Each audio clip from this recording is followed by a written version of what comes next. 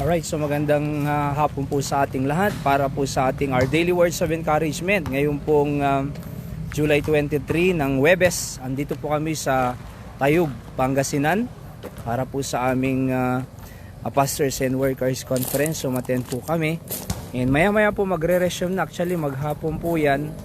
Kaya't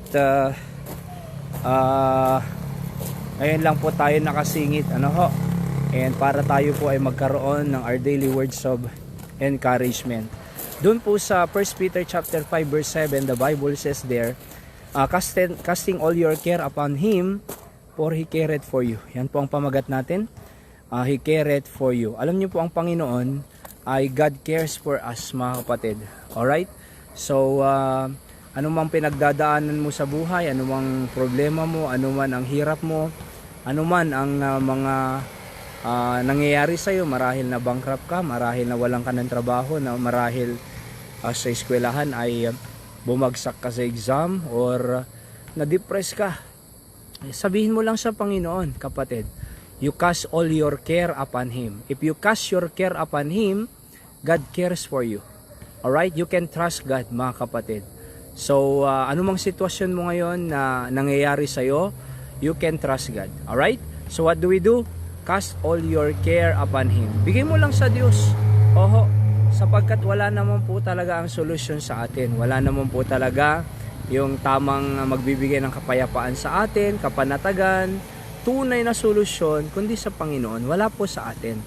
That's why the Bible encourages us to cast all our care upon God. Bible says, because He cares for you. Kung meron man pong tunay na nagmamahal sa atin, kung meron man pong tunay na talagang nangangalaga sa atin, walang iba po kundi ang ating Panginoon. Alright?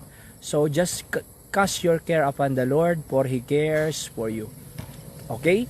So sa pamilya mo, God cares for your family. Sa trabaho mo, God cares for your work. Sa future mo, God cares for your future. May pakialam po ang Panginoon lagi sa atin. At He's so good to us, kaya napakaganda po ang inahahanda ng Panginoon sa atin. Ang kinakailangan lang po natin gawin, sumunod at maglingkod sa ating pong Panginoon. Alright? So yan po ang ating Bible Knowledge of the Day. Short lang po sapagkat maya-maya po mag-uumpisa na po ang aming Pastors and Workers Conference dito po sa Tayug, Pangasinan. Alright? So magandang gabi, Brother Rico, dyan sa South Korea. Okay? Ang Diyos magpala sa iyo, Brother Rico, naway ipagkaloob ng Panginoon yung mga dinidesire ng puso mo as you want also to purchase a property in Mangaldan and build house for your family. God bless you on that. And ganun din ang mas maraming opportunity pang trabaho na ipagkaloob ng Panginoon. And thank God because yung boss mo ay talagang binigay ang linggo para sa Panginoon. Okay, so yan po ang ating our daily words of encouragement for tonight. God bless you all. I love you all. See you on the next episode of our daily words of encouragement. Let's pray. Dakilang Diyos, i-bless niyo po lahat ng nakikinig, sampu ng kanilang pamilya, Panginoon, na patuloy silang mag-ibigay ang care sa inyo because we understand that you care for us. Thank you for your goodness to us. In Jesus' name I pray. Amen.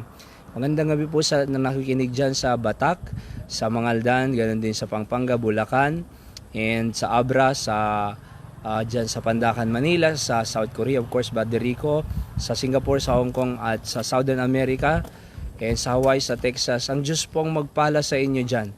Alright, God bless po at mag-ingat po tayong lahat. Thank you, Brother Rico. Sabi niya, ingat po kayo dyan, Pastor. God bless po sa inyo at your family. Kasama po rin namin na Daddy Pastor Albert dito at Mami Helen, nakarating din po sila kanina. So napakaganda po ng mga lesson, mga messages, talagang nakaka-encourage to do more for the ministry again, way back or going back to our mission field in Candon City. Tuloy-tuloy lang po tayo at ika nga nila dito ay fight. We cannot lower our guard because the devil will go in pag tayo po ay nag-lower guard. That's why fight. Sabi nga ni Pastor Choi dito. Okay, so God bless you po at magandang hapon po sa ating lahat.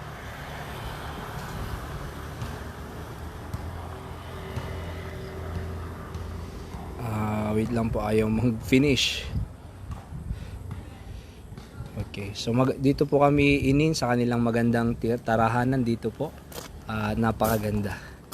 So, pinagpala po sila ng Panginoon. Okay, God bless po.